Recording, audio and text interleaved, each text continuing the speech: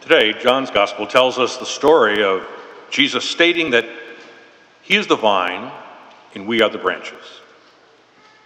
It's really a story of belonging, of being part of a larger reality. The fact that we are given today is not simply the matter of belonging to a group of friends, but belonging to God himself. We are grafted to him as closely as a vine is to a branch. We take our nourishment from him and because of him are capable of bearing fruit. I'd like to suggest two practical applications of this image of the vine and the branches. First, if I dare to see myself as having a relationship with Christ, then I need to acknowledge that I'm part of a larger community of believers, each member of whom has a claim on me. I am but one branch among many. This means that I need to be aware of my responsibilities to others in the community. It's never a matter of me and God, but we and God.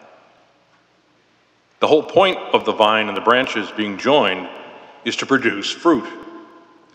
In the second reading, we hear John saying that we are not to love simply in word or in speech, but in deed and truth. As one author puts it, faith is not something to be grasped, but a life to be lived. I cannot isolate my faith in such a fashion that I do not recognize my social justice responsibilities. Decent housing, adequate medical care, and other basic human rights must always be part of my faith agenda.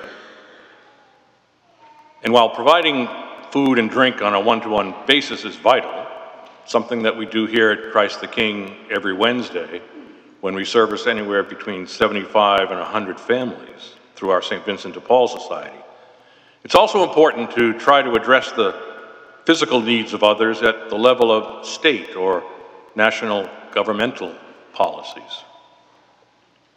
The second practical application of our connectedness comes from an acknowledgement of the first reading from the Acts of the Apostles.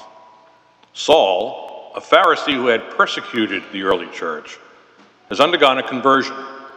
He's changed and wants to belong to the church and indeed preach the good news of Christ. But he's not readily accepted by the apostles. They're suspicious. They hold him at arm's length. And it's only after a while that they begin to see that he really has changed.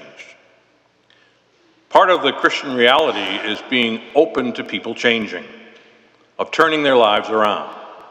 It's always possible, and we have to be open to that possibility. This doesn't mean that we have to be overly naive or Pollyannish. It does mean, however, that we can never be in the position of saying someone cannot change. That's a judgment best left in God's hands. To belong is indeed a strong human need. What the scriptures remind us today is that we do belong to the Lord and to each other. And we're challenged to live out the implications of that in the way that we live.